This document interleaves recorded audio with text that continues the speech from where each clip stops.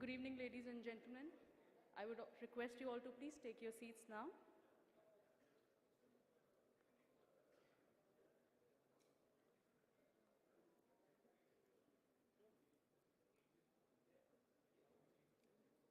And please put your phones on silent mode.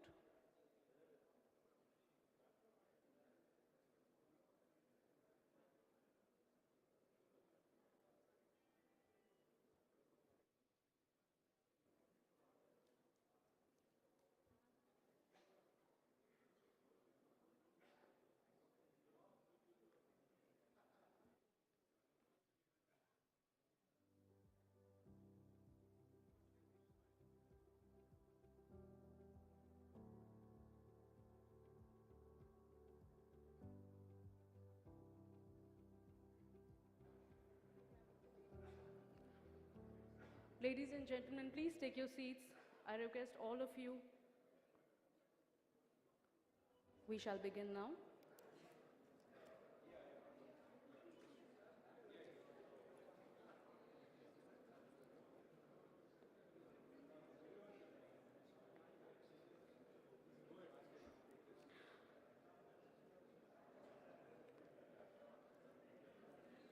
Ladies and gentlemen, we shall begin now. Please take your seats.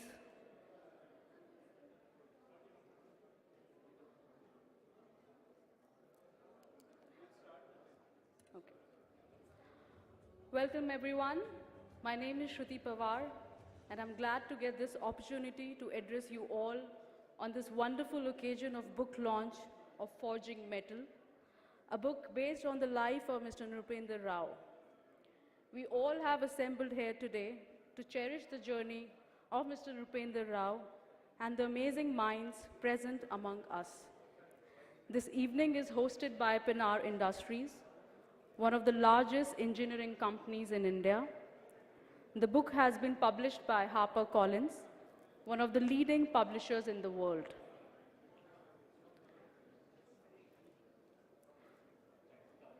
Without further ado,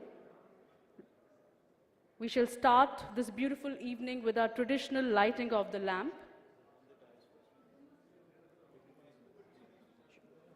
For which, let's call upon Mr. Madan Pilutla, Dean and Professor of Organizational Behavior at the Indian School of Business, Mr. Vagesh Dikshit, Chairman of CII Telangana, and the Chief Engagement Officer, Partner and Managing Director of ALPLA Group in India, and Mr. Manish Sabharwal, Vice Chairman of Team Lease Services, one of India's largest employers.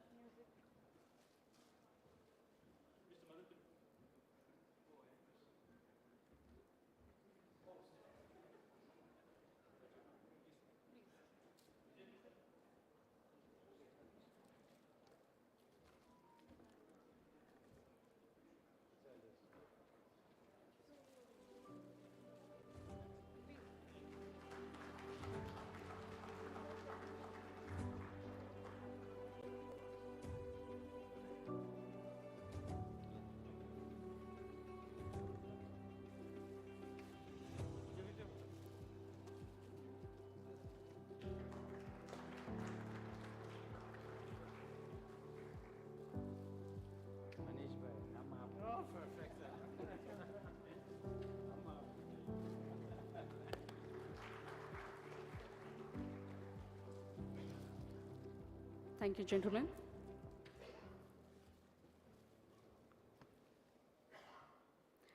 I shall request Mr. Madan Pilutla, our chief guest, to honor Mr. Nrupendra Rao.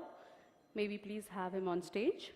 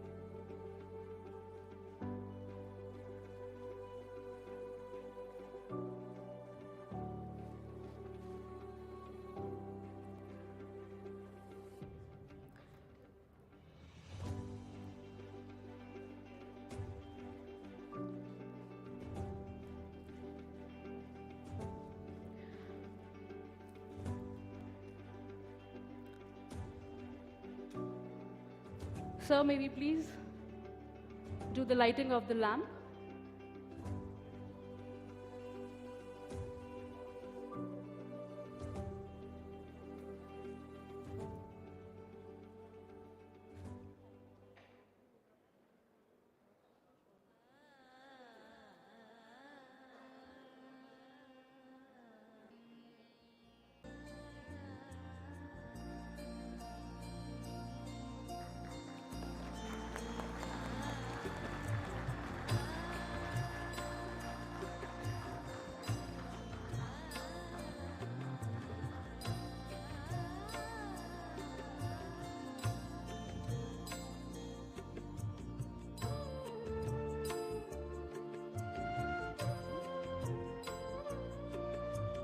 शुभं कुरुत्वं कल्याणम् आरोग्यं धनसम्पदः शुभं कुरुत्वं कल्याणम् आरोग्यं धनसम्पदः शत्रुबुद्धिविनाशाय दीपज्योतिर्नमोऽस्तु ते दीपज्योतिर्नमोऽस्तु Thank you, everyone. The moment we all have been waiting for. It's time to formally launch Forging Mettle. I would request Mr. Pawan C. Lal, a prolific writer who has authored several books on corporate India, and Mr. Sachin Sharma, the executive editor of HarperCollins India, to join us on stage. Gentlemen, I would request you to please move towards your left, and can we have the unveiling now? Can you please unveil the book? Sir, on the left, please.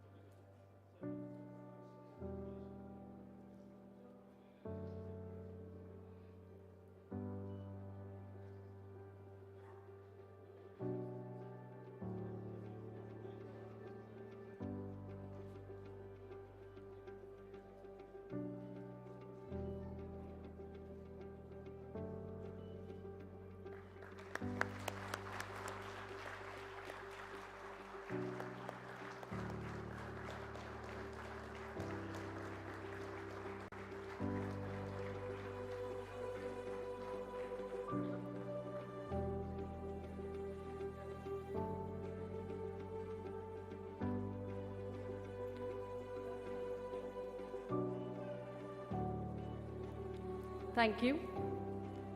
I would request all of you to please come in the center and also unwrap these books for us and come forward for the photo op.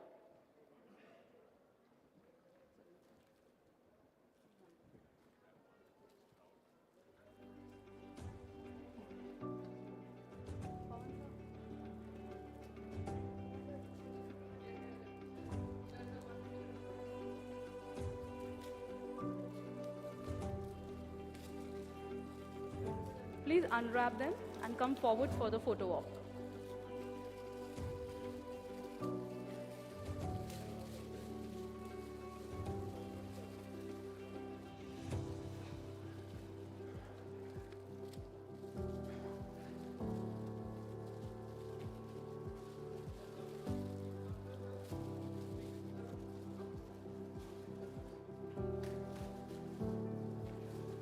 I would request all of you to please come forward for the photo ops. Come forward, sir, for the photo ops.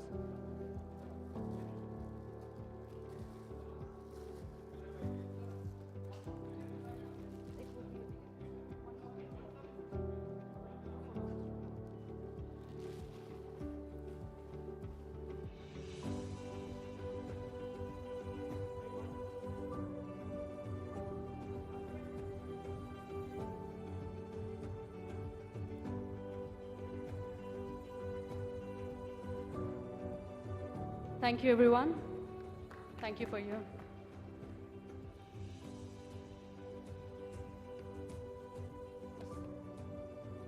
Mr. Sharma and Mr. Lal will have you over again, please. Thank you.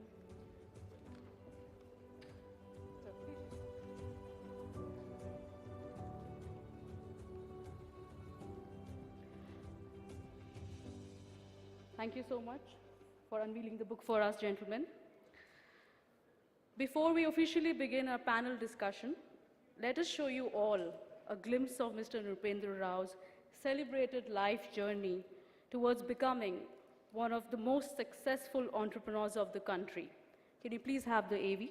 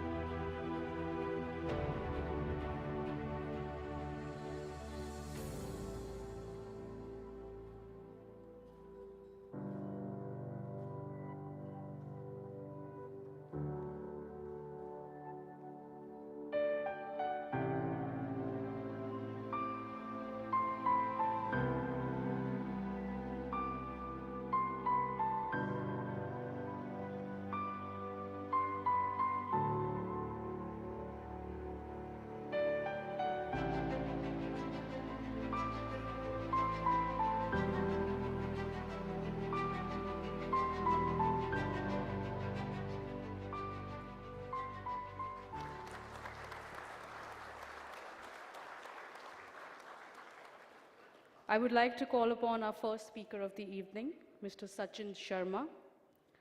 Mr. Sachin has been instrumental in working with Mr. Pavan Lal to bring Mr. Nrupendra Rao's story to life. Can you please have you on stage?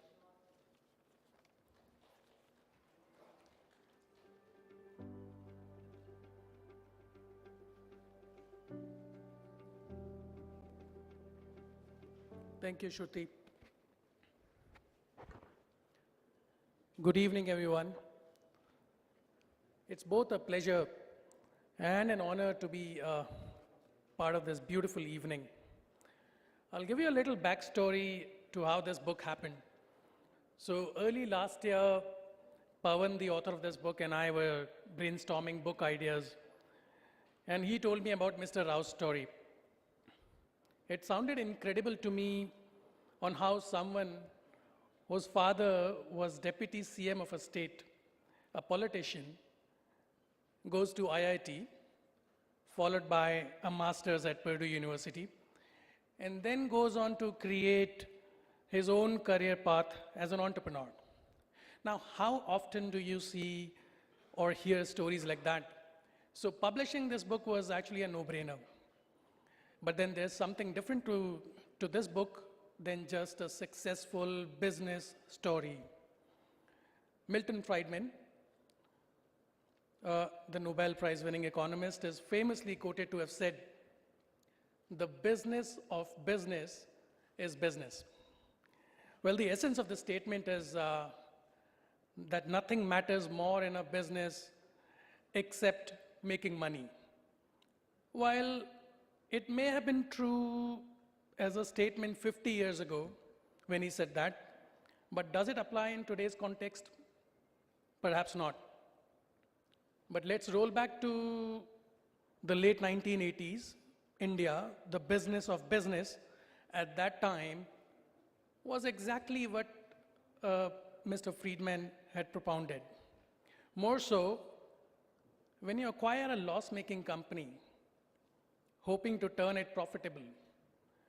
Now, for anyone, how did Penna move from survival to profitability may excite as a story, but to me, it doesn't really excite me. There are plenty of corporate turnaround stories we have seen. But what fascinates me is how a company built with ethics and social and environment concern at the core of their values, how does it go on to become not only profitable and sustainable, but also becomes one of the leading companies in its own industry? So to us, we strongly feel that Mr. Rao's life breaks many stereotypes. For today's startup generation, especially, there is some senior inspiration within the pages of this book. So please go ahead and get a copy of this book for yourself. The author, Pawan Lal, is here, and he'll be more than happy to sign copies after the event. Thank you.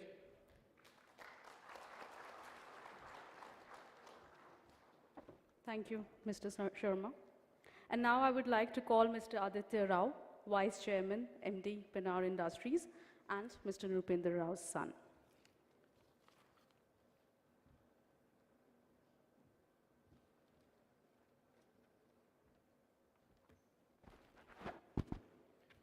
Good evening.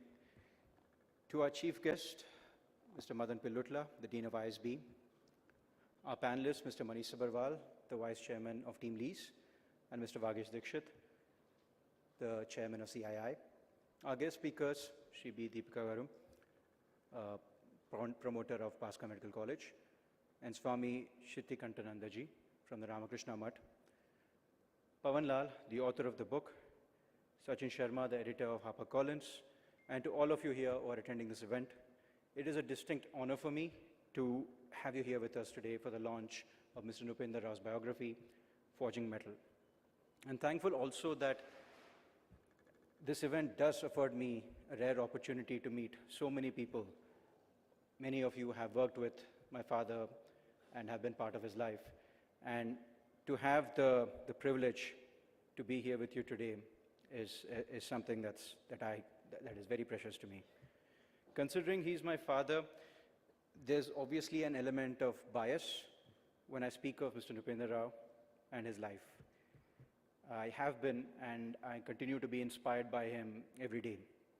However, to a certain degree, I think it is possible to remove oneself from the equation, take a step back, and to view Mr. Nupender Rao's life objectively, which is what I will try to do.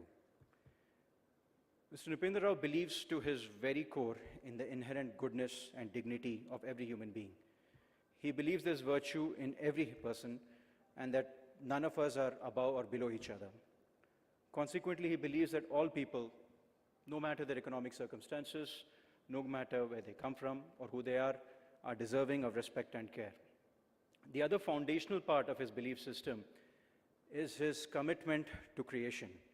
He believes human beings exist to do two things, to learn and to create. So whenever he did found an institution, he did so with that ethos in mind. So the combination of these two belief systems, the righteousness that he saw in everyone, and his belief that anyone, all of us, are born to build and create, that led him to his goal. Now, his goal was not monetary. Not that there's anything wrong with that, I would hesitate to tell any of you, especially in this forum, that revenue and profit targets are inappropriate in any way. But for whatever reason, Mr. Nupender Rao, he defined as his goal, gain some employment for 50,000 families. He did not say 50,000 people, he didn't say 50,000 workers or colleagues, he said 50,000 families. And the reason he said that is because he knew that, thank you. Thank you. The reason he said that is because he knew none of us stand alone. All of us are an integral part of a larger family grouping. So that became his vision, his driving force, the productive employment of tens and thousands. He also is a firm believer in entrepreneurship. Mr. Rao used to tell me that entrepreneurship can solve many intractable problems in society. And the org structure that he chose to follow his vision, to accomplish his goal, is that of a conglomerate. So Mr. Rao set up companies to chase addressable markets in cold rolling, in aluminum, in profiling, in financial services, and even petroleum refining at one point. Needless to say, this was a diverse value proposition, and there were challenges. Some of them macroeconomic in nature. As he was setting his plans in motion, in the early 90s, the license Raj fell apart. Liberalization of the Indian economy started off in full swing in 95 and took to the end of the millennium. And the early part of the 2000s, there was a severe steel recession. Mr. Rao admirably drove the Pennar ship through these stormy waters, and he did it without compromising on his principles. I don't know the name of the philosopher, but there was a quote he used to tell me. It's apparently a 19th century philosopher. No pressure, no diamond. So he, through grit and perseverance, ensured that he put Pennar where it is right now, as a profitable company, as a growing company.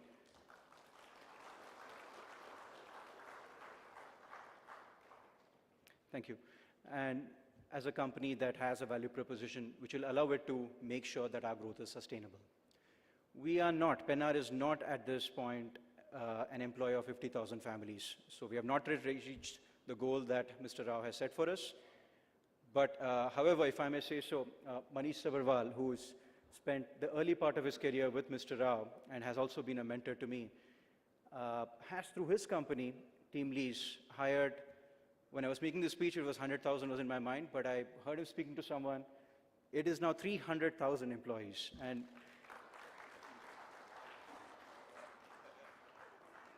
when Mr. Rao was made aware of this a few years ago, I remember it intimately. We were in a car, we were going somewhere, and when he was informed that Team Lease had crossed 100,000 employees, he looked at me with a grin writ large across his face, and he said, Manish has taken my dream and made it reality.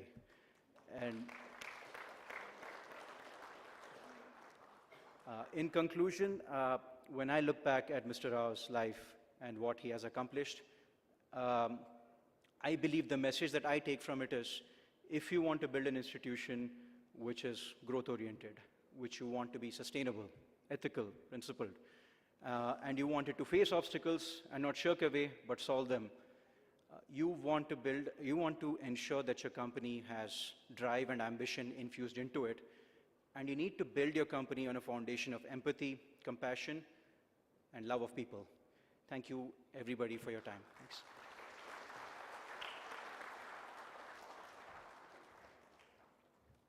Thank you, sir. It's time to begin our panel discussion, and to moderate the session, I would like to welcome Mr. Pawan C. Lal, a prolific writer and journalist who has also authored multiple books and specializes in writing about Indian tycoons. He has written for the Dallas Business Journal, Washington Business Journal, Fortune India, Business Standard, Mint, Hindustan Times, Money Control, and Tax Sutra. His background with both Western and Eastern paradigms gives him a unique perspective on Mr. Nupender Rao's journey. So can we please have you on stage?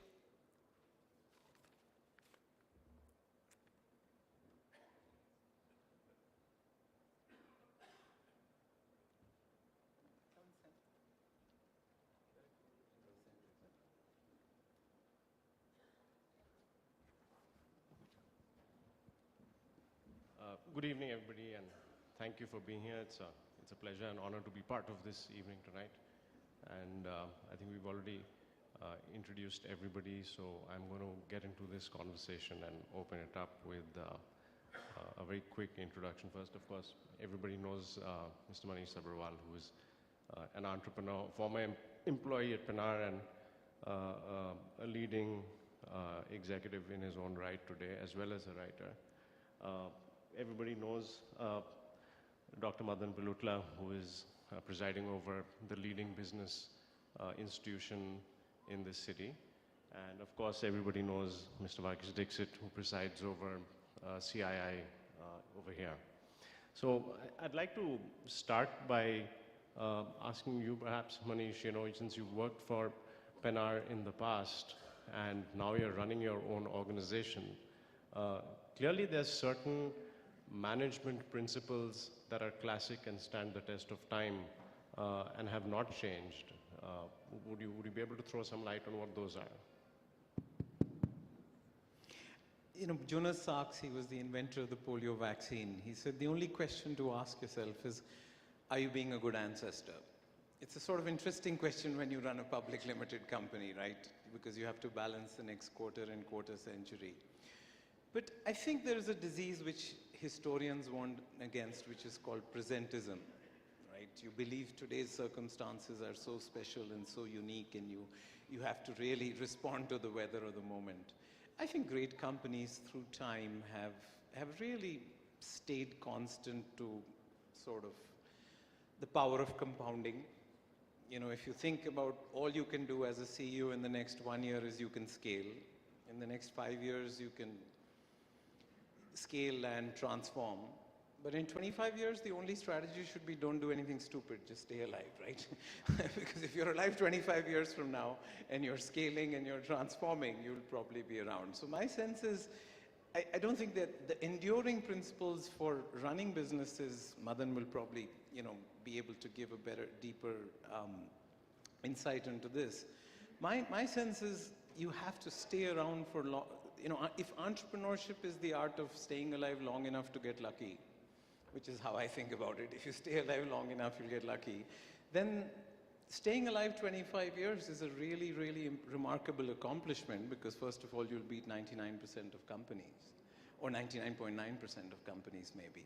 But I think ambition, curiosity, patience, persistence, all that we'd like our kids to learn in grade 12 is probably the same thing you need for a company, but I'd love to hear. Yeah, I think I agree with you on the whole staying alive and sustainability as things were. But Dr. Palutla, would you like to add to that in terms of the issue he mentioned?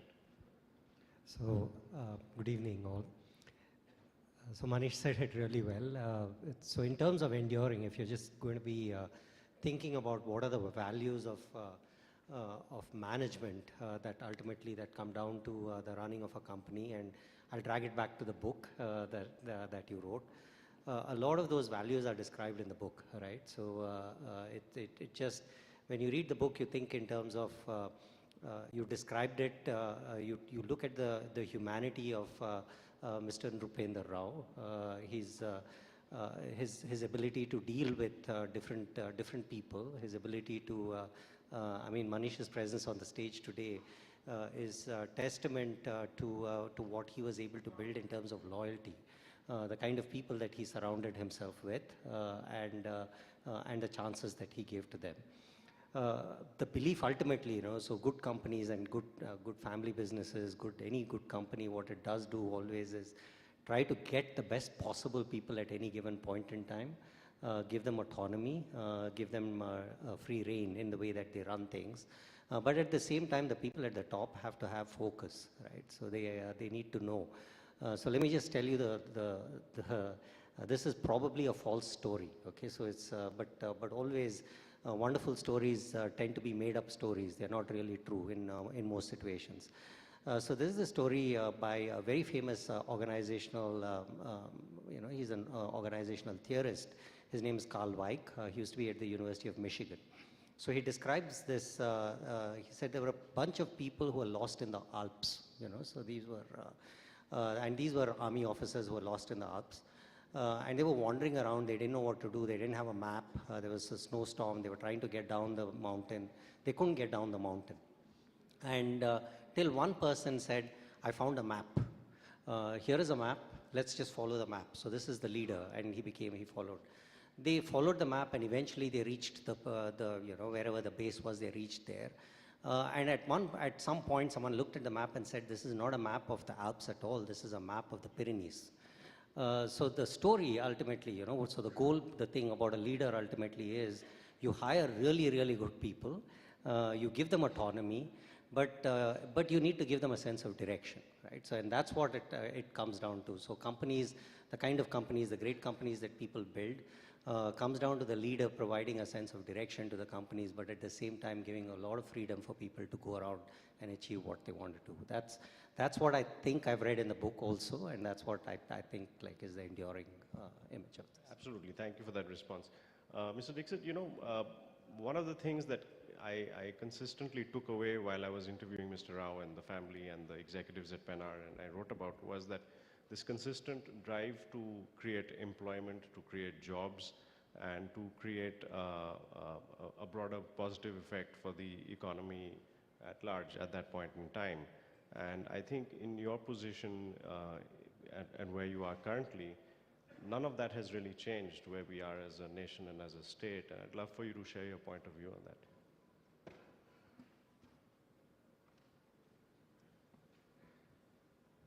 Thanks. I think the question dovetails back into the earlier question as well. And so I would like to connect the dots in answering this particular question. For any organization to stay relevant, it must address a higher purpose. And that purpose must be relevant to the society, to the people. And I saw one of the first people on the back of the book is G.V. Prasad. Very dear friend, we were together last week. And this gentleman told me 20 years back, Vagish, those who run after Lakshmi is Chanchala. She outruns the person. But if you run after a purpose, then Lakshmi ji runs behind you and reaches you. So what I have never had the privilege to personally meet Nrupinder Rao ji. This privilege I have been accorded today, and that is through the kindness of God. What excited me about the book is actually in the last pages he talks about this very comment that Aditya mentioned, and that caught my attention about wanting to impact the life of 100,000 people. And it got my attention because in 1984, as a 22-year-old MBA from US, when I came back with a negative net balance and started my business in Hyderabad with a 10 lakh rupee business, and one of my earlier loans was from Pennar Peterson, which I repaid in full, even though the company was closed. We found out where the office was and paid back. This is a true story. And I thought, I used to have 2 employees, and I said, in my lifetime, I want to create enough jobs for 500 families. It resonated because I thought it was a very private story for me. But today I see somebody who dreamt with a few extra zeros. And I always believe that if you aim for the moon and land on the 10th floor, that's okay. The worst you can do is aim for the first floor and stand on the ground floor. So what resonates with me is what was relevant when he started his entrepreneurial journey. He thought about creating jobs. Jobs can't be created without having a larger purpose. Without ever knowing him, I embarked on a similar journey. There are others quietly embarking on similar journeys. And the only relevant journey in a country like this is to constantly create value for the society, and in that create jobs for the hundreds and thousands and millions of people who would benefit from such jobs. So that's my takeaway, and I'm very excited to be here today. Thank you. Wonderful. Thank you. Manish, my next question is directed at you. In the course of researching Pennar and some of the comments that came from folks who worked with Mr. Rao, including yourself, I think one of the insights that I learned was that as a leader, he was really very high on EQ and maybe, the strain of empathy for his fellow workers and employees. As an independent business journalist myself, I've tracked corporate leaders in India over the last couple of decades. And more often than not, I've seen leaders sometimes trip up and fail because they lack in this very area, EQ. And given that, you've worked with Mr. Rao and you've gone on to be a successful business leader yourself, have you sort of willy-nilly, intentionally integrated that into your approach as you built an organization? And what do you see around you? I mean, I'm kind of sorry for everybody who will not have him as a boss when you're 20 years old and sort of a mentor for the 32 years now. Because, soft skills aren't taught, they are caught.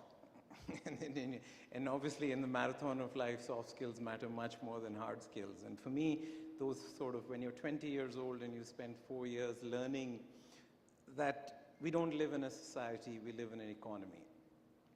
Wars are fought with machines, but they are won by people. And these are actually sort of quotes that I'm giving you that I remember distinctly from 32 years ago. So you must take this as something that Mr. Rao believed and continues to believe. So I think his view of organizations was really sort of different from the view of organizations that at least I saw at that time in Hyderabad. I know I'm here. But I think that the view was that my chief executive role is different from my shareholder role, which is different from my chairman or board role.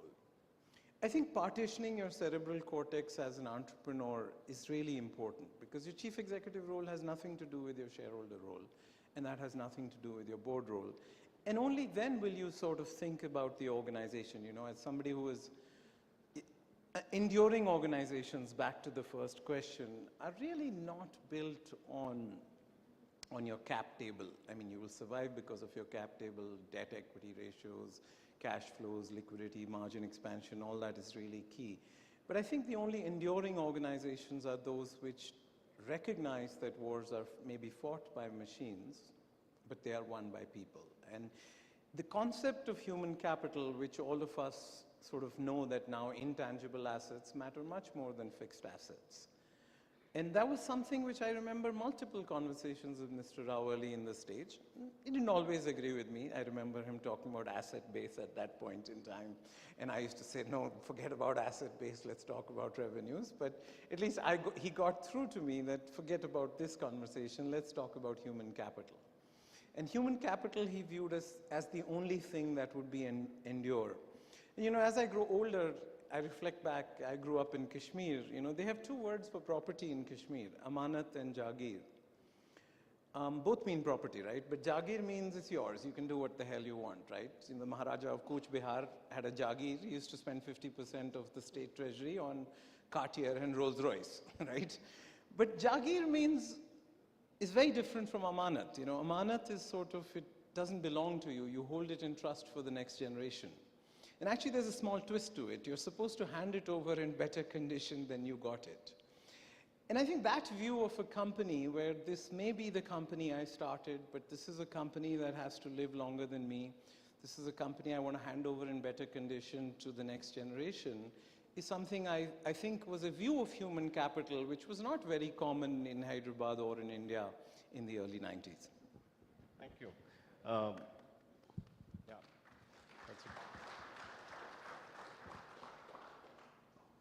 Dean Pilutla, I'd like to, throw back to you on something we had touched upon a little bit earlier in the evening in terms of industry and manufacturing. And one of the takeaways that I had when I was writing Penar was that there was a certain romance to building an organization from scratch in terms of a manufacturing outfit, in terms of the raw materials, in terms of the workers, in terms of the whole regimentation of building it and watching it operate like a finely tuned machine, and to the point that, Mr. Rao was so deeply integrated that he would actually visit his workers at their homes, have lunch with them, so on and so forth.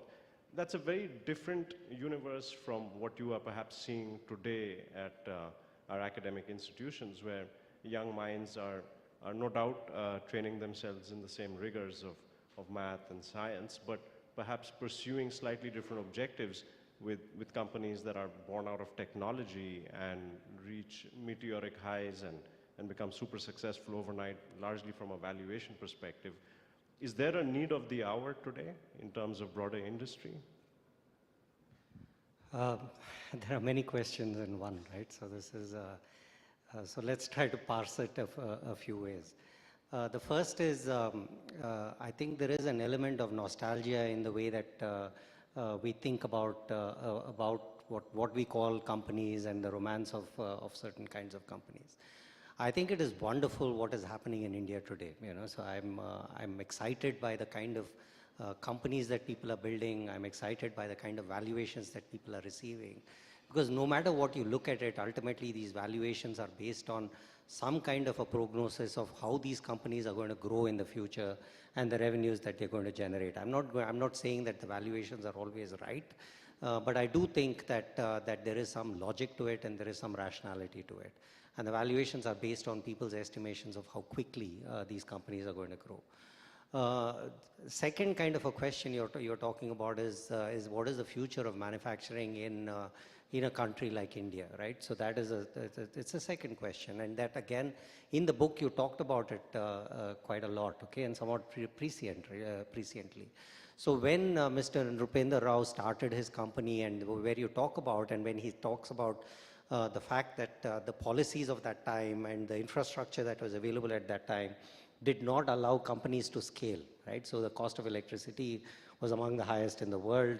The kind of the policies where you needed to have price equalization across different states meant that you created small units in different places rather than one big unit and get economies of scale.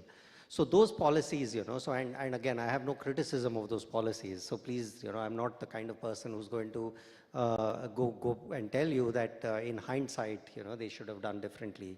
That was economic orthodoxy at that time. So they were doing certain things then. But right now, the way that India is set up and the way that India infrastructure is set up, I mean, the Indian policies and Indian infrastructure is building up is, it allows Indians to build companies at scale, okay? So manufacturing companies at scale. There is a possibility now in India to do so. There is an economic and a political climate that allows this to happen. So I think that, what you saw in Korea, what you saw in like Taiwan, those kind of giant companies that happened in the 60s and 70s in those places, you're probably likely to see it in India. You're likely to see that kind of growth in manufacturing in India. So it's not gone, manufacturing is not gone. By the way, I'm a mechanical engineer from long ago. Unlike Mr. Nrupender Rao, I didn't use my engineering for anything. I went for an MBA and so on because I was not a great engineer, unlike him. But I look at it and I think there is a future for this in India. And you'll see in the next 10, 15 years, you'll see a lot of these companies too. It's not just that you're going to be seeing the tech companies. The tech companies are the need of the day. The environment provides for that. But you're also going to see a lot of the manufacturing companies. They are going to come about because people are diversifying away from certain other countries that they're considering to be political risks. So they're likely to build here. So that's the answer to the second. I kind of don't know what your third, fourth, and fifth questions were. So I'm just going to skip them and move on. Yeah, please do. Please. So I think, Madan is being very kind. I think one of the most embarrassing numbers about India is 11% of our labor force working in manufacturing. I think, the peak of any country's labor force in manufacturing was Britain in World War II. It was 45%. America peaked at 33. China peaked at 28. But 11% is, we will never get to 45, 33, and 28 because manufacturing has changed. It is much less labor intensive. It is much more. But I think 11% of our labor force in manufacturing is absolutely the wrong number. And we have a unique opportunity in the next 10 years, right? Because Xi Jinping has made a list of everything Deng Xiaoping did right, and he is crossing it off. I mean, Xi Jinping is to India what, Rahul Gandhi is to BJP, right? Their best campaigner. So I think in the next 50 years, you will see a transformation of factories, and obviously the logical country for that is India. Thank you. Would you like to add to that, please? Yeah, this is such an interesting subject. So the first point is the nostalgia of manufacturing was there, will be there, and will actually percolate to new levels, which India has never seen in the past, at least for the past 7, 8 decades. The reasons you highlighted, but you know, your first few questions were also such that you can take a helicopter view and see that those questions also are timeless. It's a question about creating value and thereby creating wealth. And the second is addressing greed.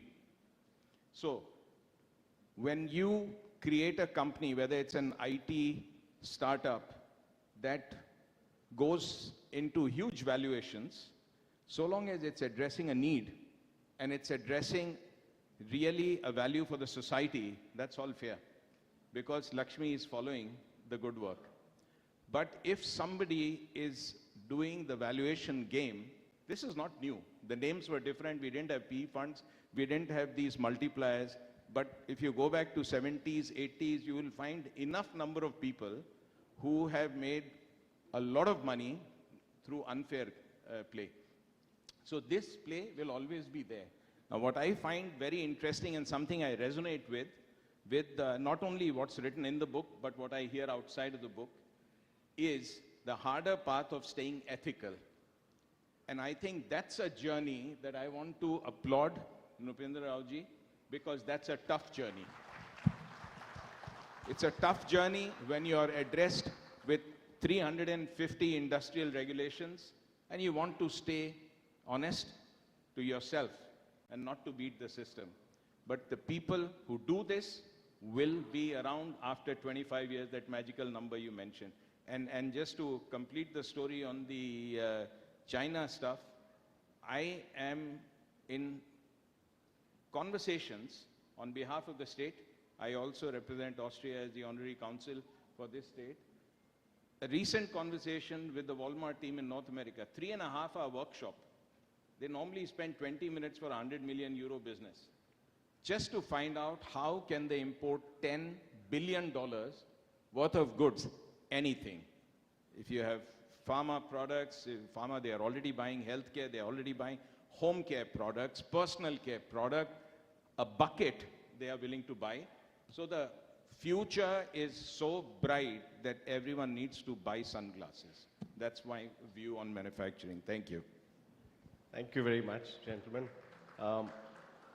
I think in keeping with the evening's program and itinerary, I'm going to open this up for a few brief questions to the audience. If there are any interested people who would like to throw out any queries at any of us, please do raise your hands and do identify yourself and direct your question at the person you'd like an answer from, please.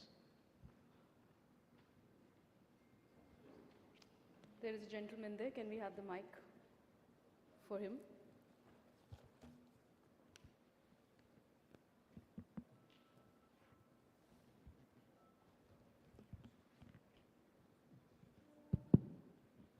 I'm Yabbi Rajeshwar Rao.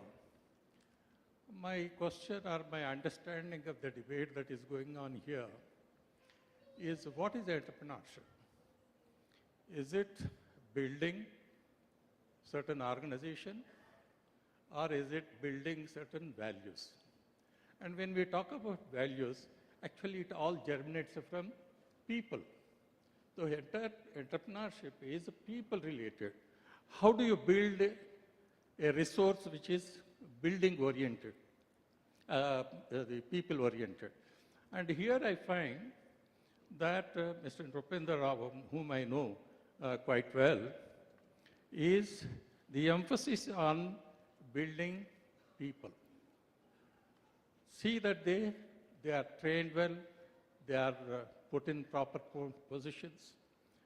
And as long as this is done, whether it is IT, whether it is manufacturing, I think the debate continues to go. Let IT services grow, concurrently certain amount of manufacturing would go. Therefore, what is most important? What is important is, does this country really encourage entrepreneurship? There is certain thing amount that is happening. But there were days when he started, as somebody said just now, that gentleman, Mr. Diksha said, 350 odd. And that is the time you really need not only toughness, not only all this, education, but it needs something within you, that spirit of, trying to do something, trying to achieve something, and you must have a definite purpose. And all purposes are for the people. Whether you start IT or Right, whether sir. you Do start... you have a specific question, sir? Yeah, my specific question is, what is the purpose of entrepreneurship? Okay, I think I'm going to direct that question to Manish. What is the specific purpose of an entrepreneur, and how do you drive entrepreneurship in context of India then and now? I understand is his question. I think we should allow a number of statistically independent, genetically diverse tribes. The very industrial regime which, Vagish was railing against, after 1947. See, India had two reckless experiments after independence. We had a reckless political experiment which worked out spectacularly. No country had ever given voting to women at birth. Switzerland, women got to vote in 1972. And the difference between India and Pakistan, born on the same night, is that 3 million people in India win an election and 22 million people stand for an election. So the political experiment worked out spectacularly. But we had a stupid economic experiment called the 1955 Avadi Resolution, which was translated into the 1956 Second Five-Year Plan, which basically means our labor is handicapped without capital and our capital is handicapped without labor today in India.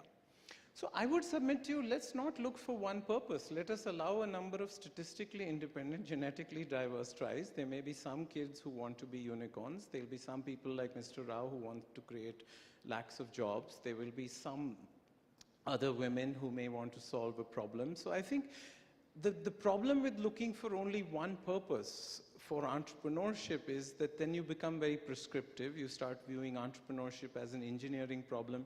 See, entrepreneurship is not the solving of a sum, it is the painting of a picture. So I would urge you to be a little careful with being too prescriptive about thinking about purpose of entrepreneur. Obviously, I personally think that Mr. Rao's perspective of creating more jobs is more worthy than buying a car, but I won't look down at somebody who wants to. Yeah, that's an amazing perspective. I think the only additional comment I would add is when you create an organization is some sort of people.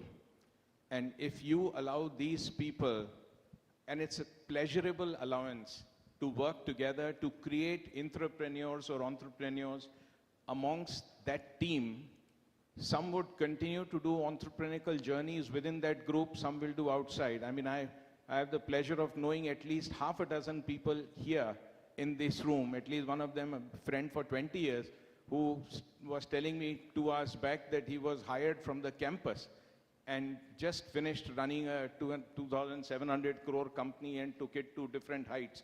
So the pleasure of creating people who are change agents, I think as an entrepreneur, I can tell you there's no money that can give you this pleasure. And that journey can be through entrepreneurship outside the organization or inside, but it must create value, full stop, all the time, every time, with an ethical bent of mind. Thank you. Thank you. Yeah. Do we have any other question? There is a Somebody at the lady back over back there. Can we pass on the mic to her, please?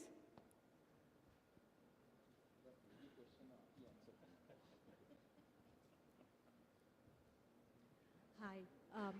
Am I Ma'am, I audible? would request you to please stand up. Hi, am I audible? Okay.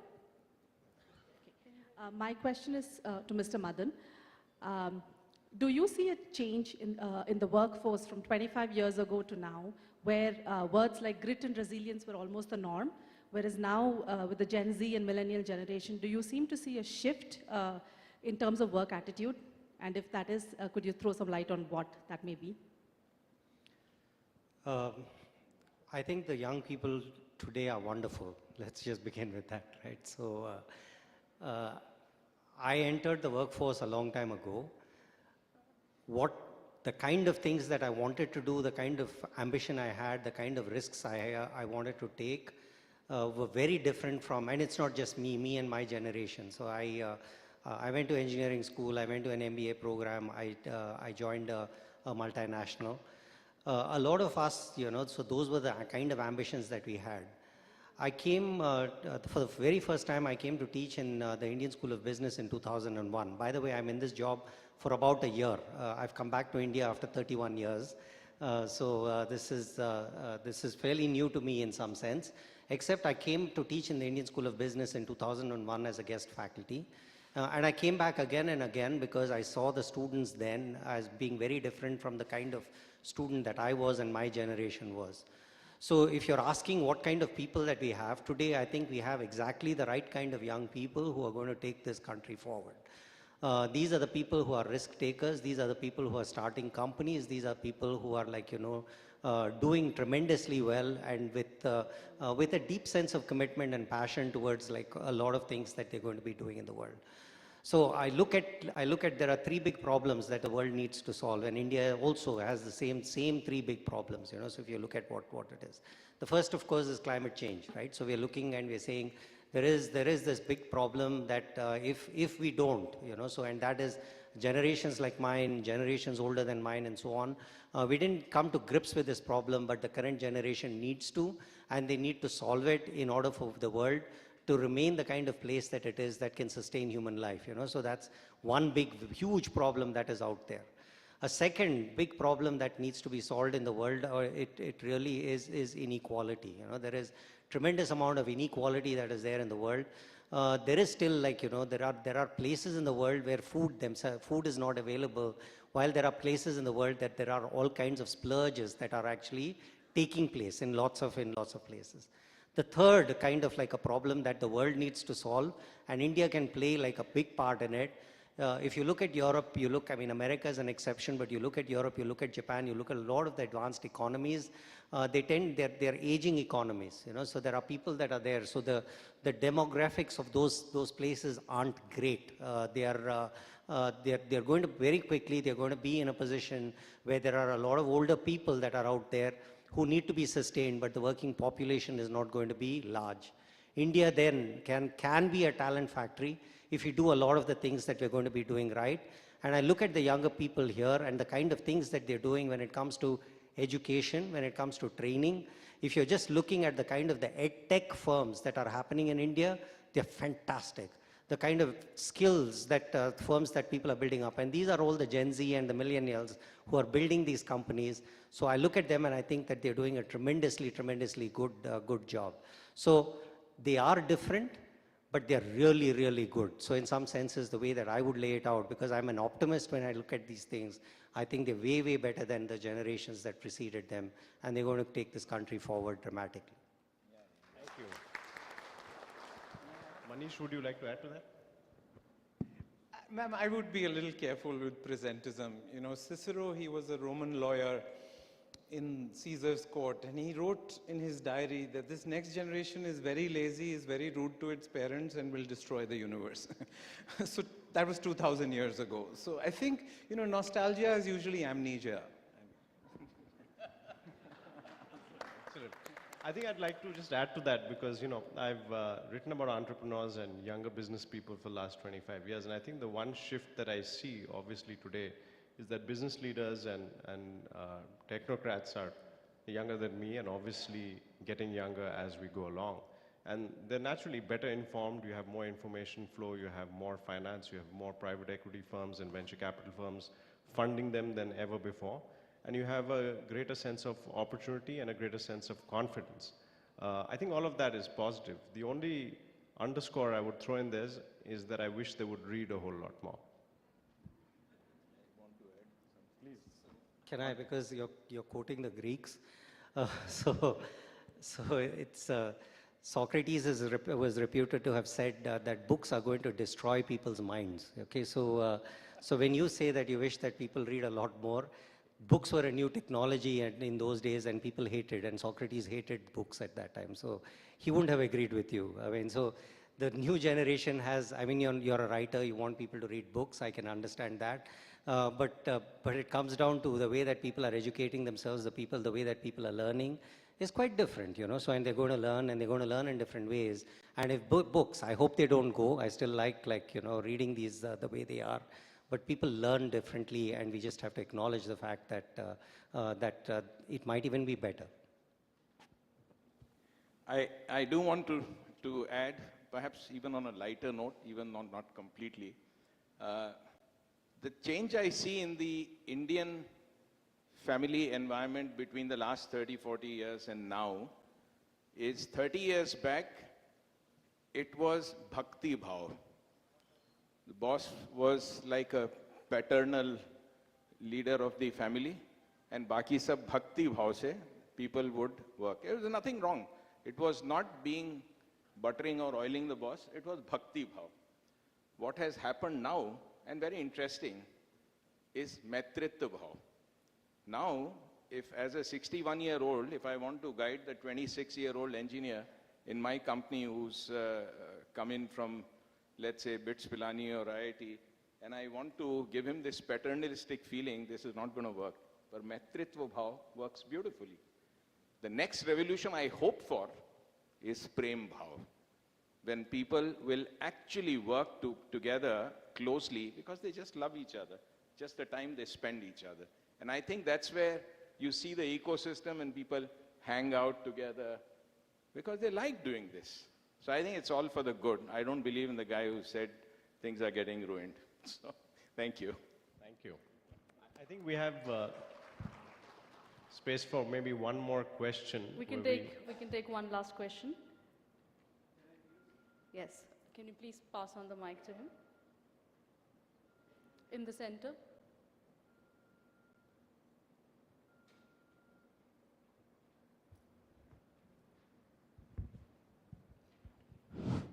Thank you very much. I'm Shyam Mohan here. I would like to, at the very outset, compliment Professor Madan for his very positive, constructive, optimistic opinion that he expressed just now. At the very outset, I'd like to ask the brilliant panelists sitting there, ethics and values and politics and business seem to be poles apart in this country. When a brilliant brain like Mr. Nrupendra Rao could visualize, and if he had a vision and a passion to create lakhs of jobs in the country, and which he has created, he's an example to be quoted. He's a proverbial person in a country like India. There are a few exceptions, not that I'm not saying that there are no exceptions in the country. There are several, including Mr. Mohan Reddy, who's sitting here also. I've known him for a long time. Mr. Nrupendra Rao and myself, we've been friends for a long, long time. I know his values, I know his passion, I know his work style. He's a brilliant brain. There's no doubt about it. In fact, I used to fight with him most of the times that, brother, you shouldn't be just confining to your industry. You should be sitting in the Rajya Sabha to guide the nation, I used to say. That was my argument all the time with him. That being the case, can we not change the very mindset of the politicians, very mindset of the planners, very mindset of the industrialists to be more ethical, more value-based, create more jobs at the grassroots level too? Not only today there is IT, yes, no doubt about it, thanks to the initiatives of the leaders. But then there are other several sectors. Professor Madan himself is a mechanical engineer.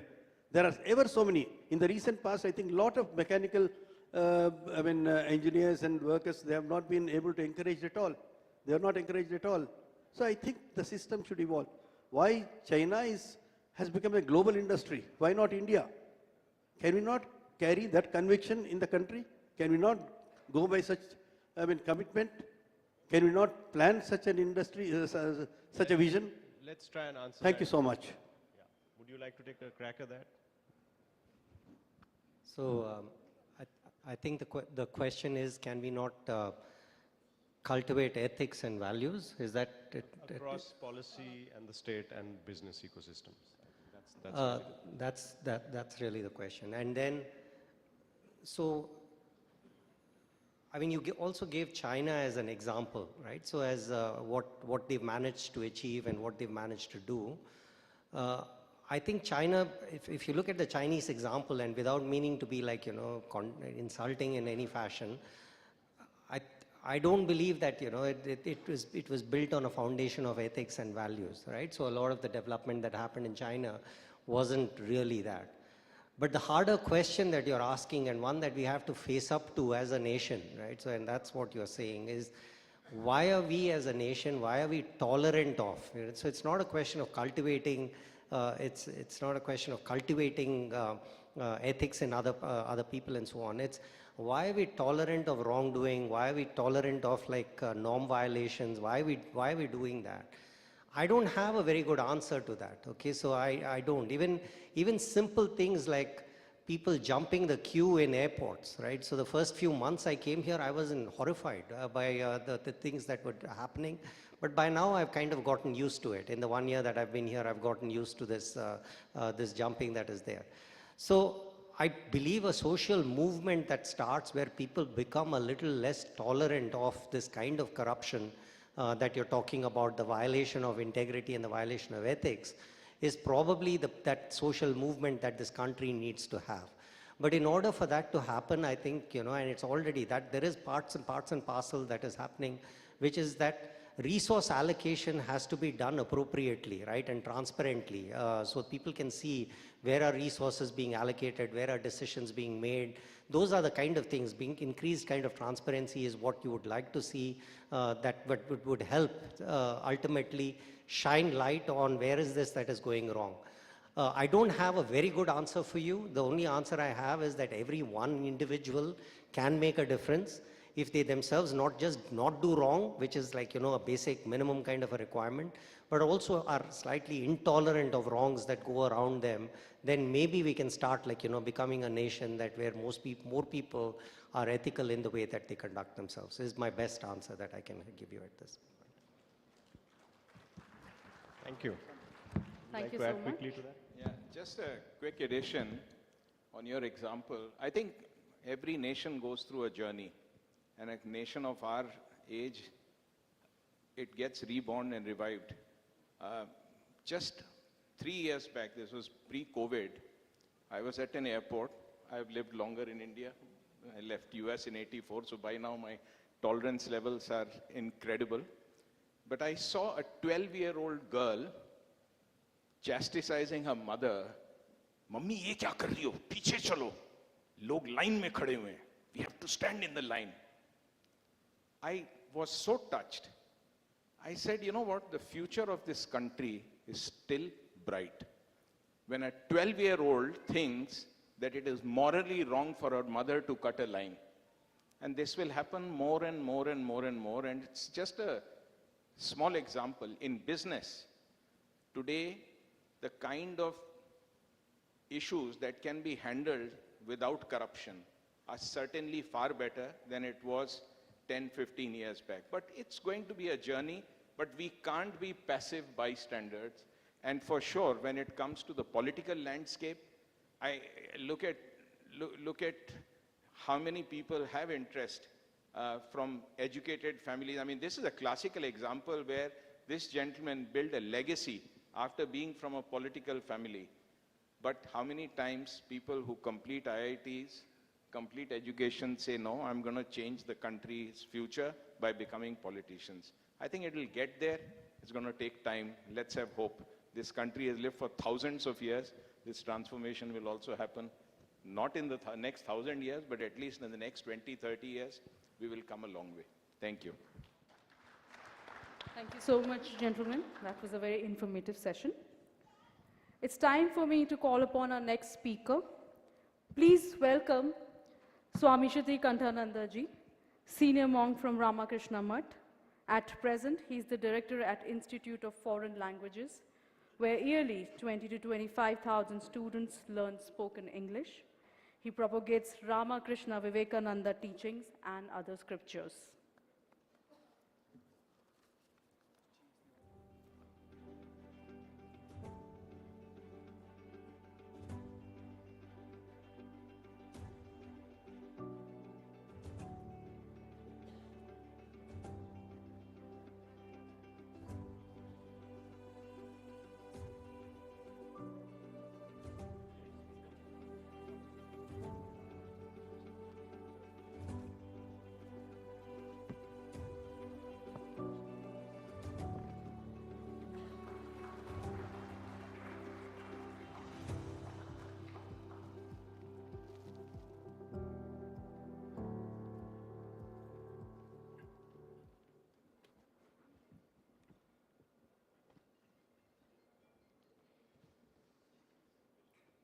नमस्री यतिराजाय विवेकानन्दसूरये सच्चित्सुखस्वरूपाय स्वामिने तापहारिणे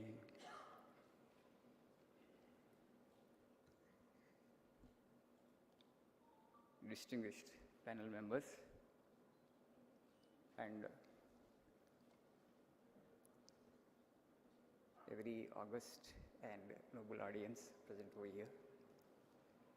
We have heard a very enlightening and illuminating discussion. So I'm a layman here in these matters. But today we all have gathered on the occasion of the book release function of Sri Nrupendra Rao Garu, biography of Sri Nrupendra Rao Garu. I heard his parents used to call him Baba. So I'm a Baba here. So he belongs to our family, not to you. So at the age of 12, when he saw the cook in his house trying to dress the fish, and the fish was struggling to come out of the grip of the cook, he was writhing with pain. And he saw as a 12-year-old boy, and then he had decided not to eat that thereafter.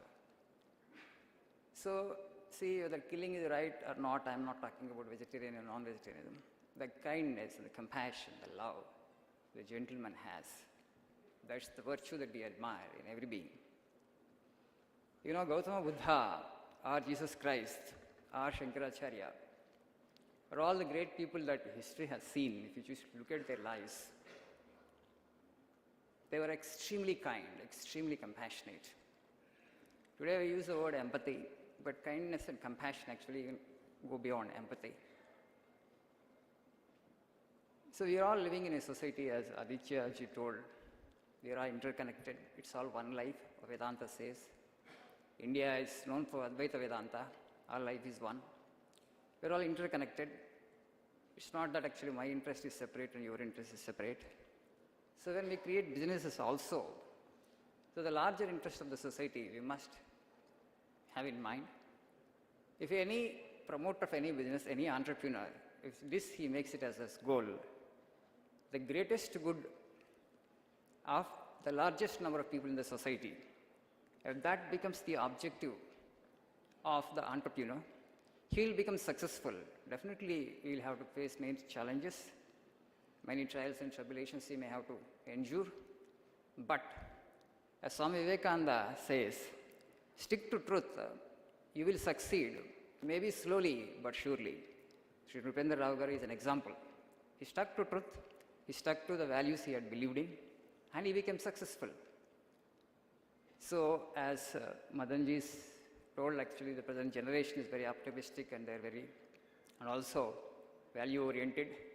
Definitely, because actually all business depends upon trust. Trust actually it comes only when there is truthfulness. So in the Mahabharata, we all know, just before the Mahabharata war, Krishna goes to Karna and asks him to come to the side of the Pandavas. Krishna says to Karna, so you come to the side of the Pandavas, you will be crowned the king of the earth, that Yudhishthira's chariot will be behind you. Yudhishthira actually will hold the fly whisk for you. Arjuna actually will drive your chariot, and Bhima will hold the parasol above you. And then he says Draupadi will accept as a sixth husband. You come to the side of the Pandavas. Then Karna says, he says, I cannot come, I cannot deceive my good friend Duryodhana. And he says, so Krishna, this is the yajna you are doing. This is the yajna you are doing. When you see me getting killed by Arjuna, you know that punaschiti for that yajna is happening. You know the last rite in a yajna is punaschiti. When you see yada drakshasi mam Krishna nihatam savyasachina, when you see me being killed by Arjuna, that is the last part of the yajna is going to be over. So the meaning is that Karna knew beforehand that he was fighting on the losing side and he would be killed in the battlefield. Yet, he actually went for the battle. because the value, I mean, the trust that Duryodhana had reposed on him, it was so important for him. He said, I cannot ditch him at this point of time. I will die for it. My life is not that important, but the values that, he was holding as dear to him, those values became more important for him, and ultimately the Mahabharata war happened, That much of temptation he could withstand. If you look at our culture, we have such glorious examples in the past too. And so, ethics and values, they are important in every aspect of life. And if somebody thinks that actually, if you are ethical, if you are moral, if you stick on to values and you will not become successful in life, it's a myth. And this generation will prove that very soon. And it's happening. And this generation that way, as Madanji has said, they are very value-oriented. The ethics they think are very important. And they don't look for shortcuts. And, Swamiji, again, I'm saying the same thing. See, stick to truth, you will succeed. Maybe slowly, but surely, and that success will be an enduring success. Success may get delayed a bit, but you will get success, true success, because there is an enduring success. You don't have to fall, you will not fall thereafter. So, India, in fact, actually is a spiritual land. India, actually, the land of ethics and land of morals. But today, the post-independence, we have not thought these spiritual values as part of our curriculum. And these great role models, we were not shown to 3 generations of people in the name of secularism. Rupendra Rao-ji was such a great admirer of Vivekananda.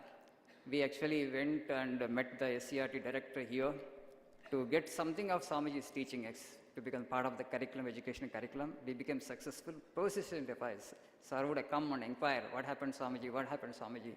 He would push and push and push. Ultimately, one chapter on Vivekananda they introduced in 9th class non-detailed text. So we are all very indebted to Sri Rupendra Rao Garu because he admires Swami Vivekananda very much, and also he had the blessings of the 13th president of Ramakrishna Math and Mission, Swami Ranganathanji. I think actually he doesn't need anything for this life because he was a sage, Ranganathanji. He had a lot of interaction with him. His Bhagavad Gita lectures actually are recorded, Rupendra Rao Garu. It was all his effort. So Math and Ramakrishna Mission is highly indebted to Sri Rao Garu. So I consider myself a privileged, and it's a great honor for me to be part of this occasion. I want to tell you that actually Sri Rao Garu in that way actually is a great man. He's really a Baba at heart, and you all have discussed now actually. So that he wanted to create employment for so many people, but anyway, that Manish he could do, his dream actually he made it true. But that shows us a great heart and love and compassion for the society. And these are the values actually we need to cherish and we need to cultivate. If you want to take anything, what is my takeaway today? So from this gentleman, Sri Rupendra Rao Garu, his kindness, his compassion, his love, and his concern for society, if we take that from him, and I think actually our life would get improved a bit. Thank you so much.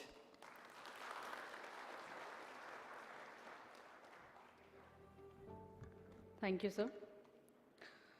May we please call upon Mr. Manish Sabharwal, Vice Chairman, Team Lease Services Limited, one of India's largest employers. Prior to Team Lease, he had co-founded India Life, which was acquired by NYSE-listed Hewitt Associate. Consequently, he served as Managing Director of Hewitt Outsourcing Asia, based in Singapore. Sir, can we please have you?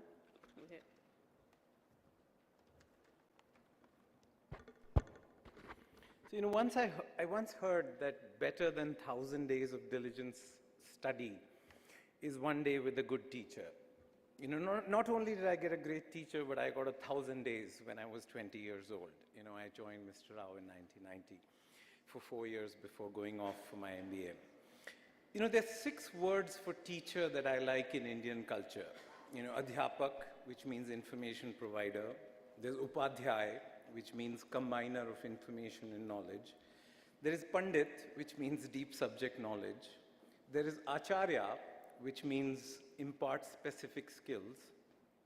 There is Drushta, which means, visionary view of a subject. And obviously there is Guru, which awakens your potential. I find it hard to think about all 6 because Mr. Rao really embodies all 6 of them for me. So if you think about it, You know, one of the most interesting debates of all times is whether history is social science or literature. You know, people who believe history is social science, like Karl Marx or Romola Thapar, suggest that people don't matter. It is all about circumstances, it is all about forces. You know, people who believe that history is literature are like Carlyle or Ram Guha, who suggest that the history of the world is the biography of great leaders. Let me frame it for you a little easier. You know, the social science side of history believes that the British left India in 1947 because they were exhausted and bankrupt. The literature side of history suggests that the moderates were asking for independence for hundreds of years. But in 1915, Gandhiji came back. In 1918, there was Bardoli. In 1919, there was Champaran. In 1921, there was civil disobedience. In 1929, there was Dandi. In 1931, there was the Round Table. In 1942, there was Quit India. And in 1947, they left. I tell you this because this was an important debate I often had with Mr. Rao early in my life. It was probably the most important debate in my life on trying to think about whether, you know, people matter or circumstances matter. Do people make history or does history make people? Are you the chef or are you the waiter? You know, are you the waiter or do we just sort of follow? And you know, don't get put off by Mr. Rao's talking about spirituality and Maya and drama. You know, he does not believe in the social science view of history. He clearly believed in the literature view of history and often told me that you have to become the change you seek. We author our own lives. Obviously, he remembered Vivekananda's, you know, living is strength, strength is life, and, you know, weakness is death. And that's the most wonderful worldview you can get when you're 20 years old in that sense, right? But when you reflect back on those debates 30 years at least, I must acknowledge that I'm not sure about the difference between luck and skill, right? I know many lucky people who are completely unskilled. I know many skilled people who are very unlucky. And so therefore I think about a third choice or a third dimension. You know, Dumbledore tells Harry Potter in Chamber of Secrets, it is our choices more than our abilities that reveal what we really are. And when I think about Mr. Rao, I think about his choices. He chose optimism was an important choice. A leader is a dealer in hope is what Pavan has written. And I think anybody who knows Mr. Rao knows that he was a dealer in hope. He chose purpose. He recognized that lacks of jobs are important or the most important objective for a company because we don't live in an economy, we live in a society. And obviously, from my vantage point at Team Lees, I realized that the two most important decisions a child in India makes are to choose your parents wisely and your PIN code wisely. Obviously, Aditya did that and so did I. He chose ambition. Mr. Rao's dreams were always bigger than his pockets. He chose diversification. This is the fundamental point which we always disagreed on.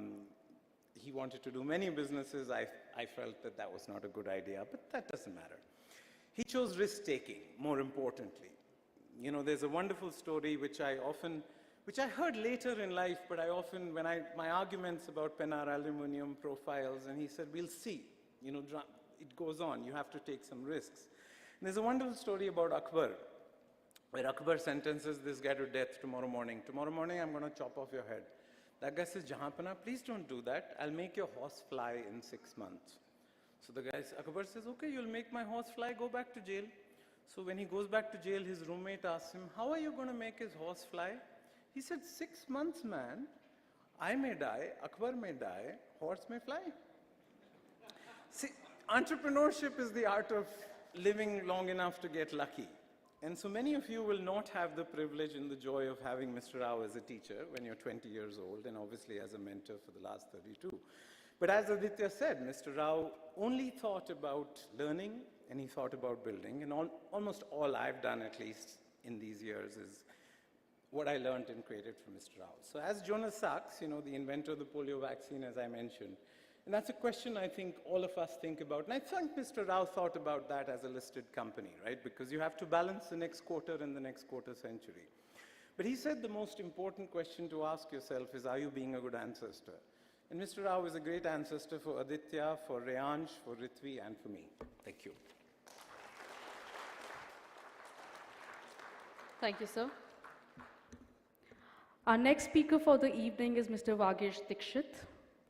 the Chief Engagement Officer of ALPLA Worldwide, Partner and Managing Director of ALPLA Group in India. He's been closely associated with CII and was the Vice Chairman of CII Telangana State Council during 2021-2022. Sir, can we please have you here at the podium?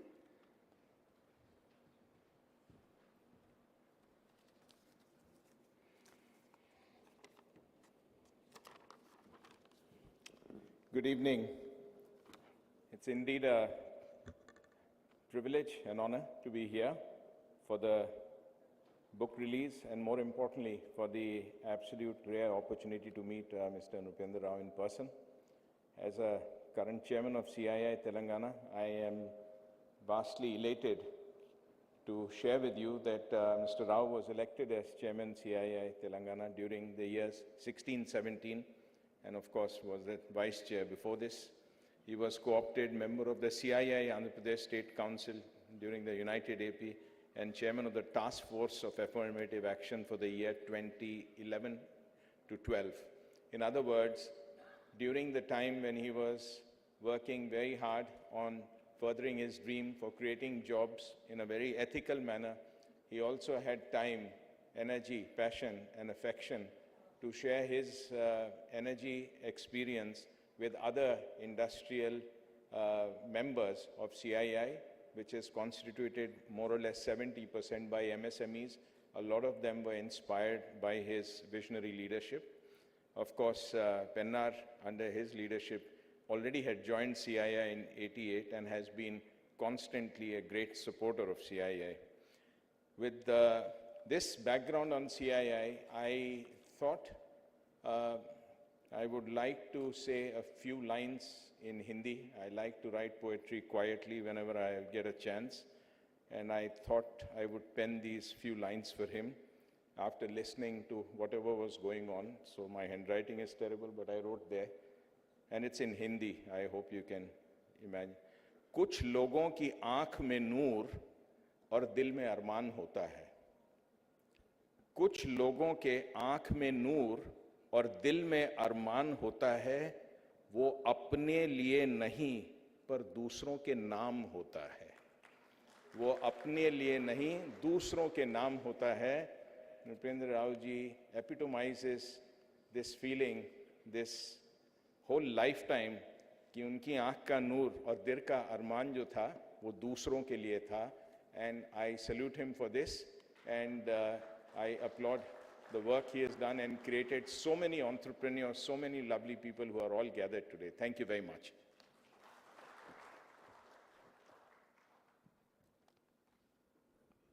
Thank you. It's time to call another eminent speaker for the evening, Dr. B. Deepika. Dr. B. Deepika is promoter of Bhaskar General Hospital, Bhaskar Medical College, Sri Balaji Dental College, and Joganpalli BR Engineering College. She's also a promoter, member of JB Educational Society, which established and running JB IET, BEC, and BPC.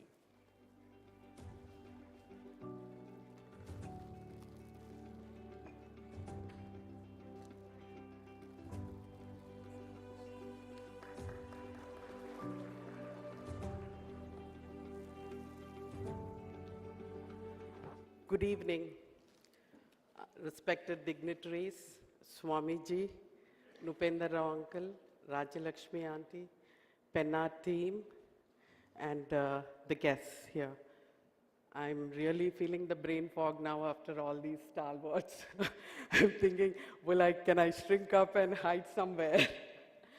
So, how am I here today? So, Uncle Nupendra Rao uncle and my father go way back 40-year association. My father, Sri J. Bhaskar Rao Garu, founder chairman of JB Group of Educational Institutions, and Nupendra Rao uncle have known each other for more than 40 years. And both are self-made men and started their own business projects. So that is how you see me here today. And not for my any great capabilities like these men are here today. So that's my humble this thing. Matrudevo Bhava, Pitrudevo Bhava, Srimati Radhamma and Sri J.V. Narasimha Garu. I'm sure they are really very glad today to see their illustrious son, Rupendra Rao Garu, who doesn't settle for anything less but excellence. He always needed par excellence. Even though he was a gifted child in his school or college, be it Nizam's, IIT Kharagpur, or Purdue University, he always worked hard, studied, and excelled. So education was a big part for his father, J.V. Narasimha Rao Garu. So, and in their entire household of his 4 sisters and a brother. So, since I'm in the field of education, I thought that I should bring that up since all this business discussion was going on. Education is the foundation. That is a must for all. And like US, education should be free for all, if you ask me. So that is the basic thing which should be provided free, like till the 12th grade. Yes, we have government schools, but till the, like, you know, people want to go to the best schools. So if that is made free, the free education till the 12th grade, you will have everything par excellence, I feel. Acharya Devo Bhava, Swami Sri Ramakrishna Paramahamsa and Swami Vivekananda's teachings have been lifelong tenets for Nupendra Rao uncle, which he followed upon. The truth, being a very good person, treating another how you would want to be treated. Those are the tenets he followed, and he went to Ramakrishna Mutt regularly. And I've seen the pictures, and Mr. Manish Sabarwal stole all the tenets which I wanted to speak, the Vivekananda's teachings. So sometimes it's not so easy to be the last speaker, because whatever you wanted to speak, most of the other speakers already spoke about it anyway. And he is the dearest mentee to Nupendra Rao uncle, having, I think now reached 3.5 lakhs of employees. So his vision being doing good for others. That is, how do you do good for others? Either you do it by service, or you are employing them and filling their stomachs. That is the thing. And this, he being an engineer, he wanted to do through an engineering enterprise. It started, Penna started in 1985 as a steel converter business, and went on to grow into allied products like solar module products, hydraulic systems, pre-engineering products, and engineering services with a 3,500 crore gross sales. Now you might be thinking, why is a physician speaking the business language? You know, all the business people are sitting to my left. You know, something I have to seem knowledgeable too, right? With a CAGR of 21% for the past 20 years. And they started with 1 unit in Isnapur and have grown to 14 plants across India, US, and Europe. When I was reading Mr. Lal's book, what struck me the most was self-belief Uncle had. Through all his hardships, challenges, when I said all these 3,500 crores, all those those dollars ring, and you know, it's all the money everybody sees. But was what all went behind this? Really hard work, grit, as somebody said, resilience, determination, passion. You know, you have to get up every day, go there and do the same thing. And unless you love it, you're not going to be able to do it. You really have to have a passion for it. And then you have to have a service attitude. I was really impressed about these 3 words which Nupendra Rao uncle's father, J.V. Narasimha Rao Garu, had written. the former deputy CM, very well-known lawyer, the empathy, compassion, progressiveness, those words in those days, really, I thought, and uncle and his sister used to trace those words. A lot of people think empathy and compassion almost the same thing. Empathy is you are feeling somebody's pain. Compassion is you are taking an action to relieve that suffering. Like the Swamiji here, they have a universal compassion for everyone. But if I listen to somebody's pain without any judgment, that can be a compassionate listening. I'm being compassionate too. So now, I just read recently that they were looking for compassionate CEOs. So I'm surprised, wow. So, so all the values what uncle had stood for, the empathy, the compassion and all, now they are the, whatever they call the EQ, the emotional quotient, soft skills. These are the ones which the CEOs or the business promoters, they are the ones which are looking for. And these are the ones we are teaching the medical graduates also. The Harvard psychiatrist test, yes, we can teach empathy and compassion, and there are certain areas of the brain, these are there.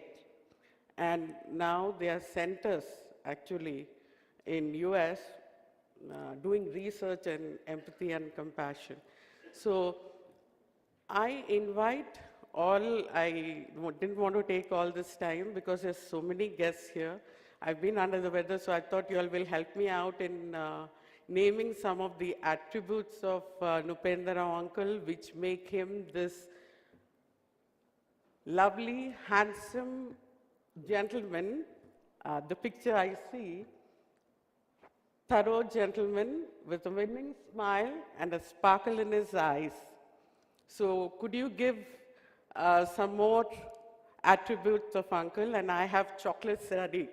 Can you take out one? And I think that would induce what are the attributes of uncle. We are all going to read in the book, and that's what we are here to celebrate. We are not just come for a book launch. We have come to celebrate Nupendra Rao uncle, the man he is. Anyone? I always loved the backseaters. I was always a backbenchers. Yes. One, can you give one? That's an easy one though. Any tough ones, please? Yes, he built lifelong relationships with his IIT friends. Yes. Any more?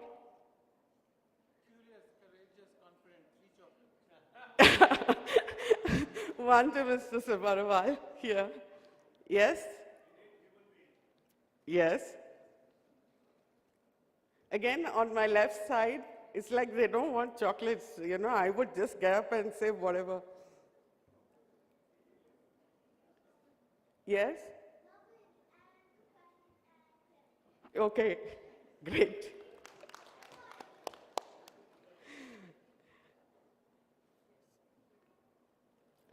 His son-in-law wrote like, you know, he's such a humble person.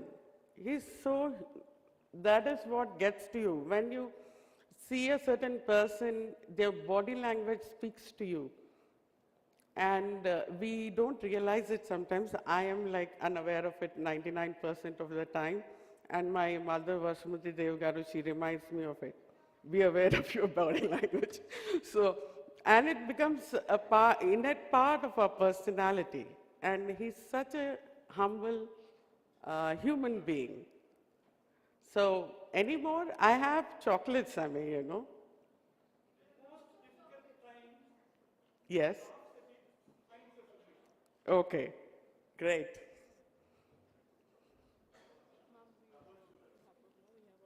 Yeah. I have, there are others who have to speak, and thank you. Yeah? Yes, thank you. And thank you for the opportunity, and I actually appreciate Aditya for coming out with the book, and Mr. Lal also. Thank you. Ma'am, yours. Excuse me. Thank you so much, ma'am. And now I would like to call upon our chief guest for today, Mr. Madan Pilutla. Mr. Pilutla has an undergraduate degree in mechanical engineering from BITS Pilani, postgraduate degrees from XLRI Jamshedpur and the University of Illinois, a PhD from the University of British Columbia. Mr. Madan has won numerous teaching awards at LBS, where he introduced the popular negotiations elective and directed successful executive education program, such as the essentials of leadership and negotiation, along with influencer programs. Sir, can we have you over?